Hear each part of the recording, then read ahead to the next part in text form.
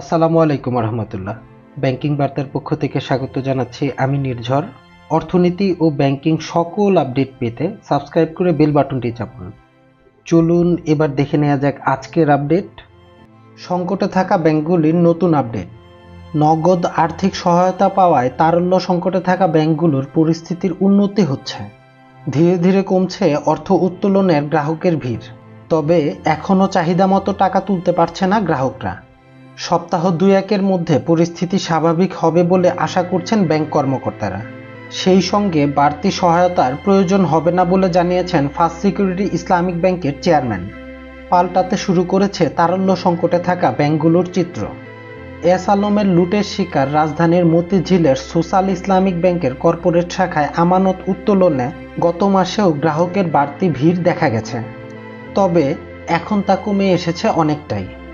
টাকার অঙ্কের পরিমাণ বাড়লেও এখনও চাহিদা অনুযায়ী অর্থ পাচ্ছেন না গ্রাহকরা।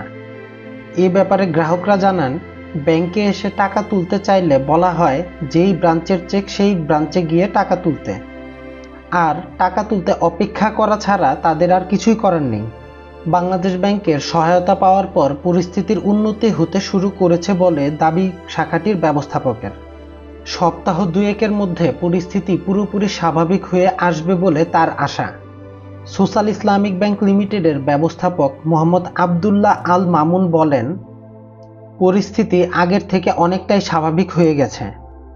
আমার মনে হয় আর 2-1 সপ্তাহ এমন থাকলে আগের চিত্র আর থাকবে না। 100টি এটিএম বুথ অপারেশনে আছে।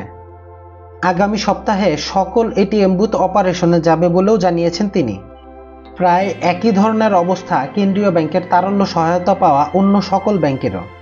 ফার্স্ট সিকিউরিটি ইসলামিক ব্যাংকের চেয়ারম্যান আব্দুল মান্নান বলেন, বাংলাদেশ ব্যাংকের প্রাপ্ত সহায়তাতেই ঘুরে দাঁড়াতে পারবে আমাদের ব্যাংক। দুর্বল 6 ব্যাংকগুলোকে 22,500 কোটি টাকা ছাপিয়ে দিয়েছেন কেন্দ্রীয় ব্যাংক।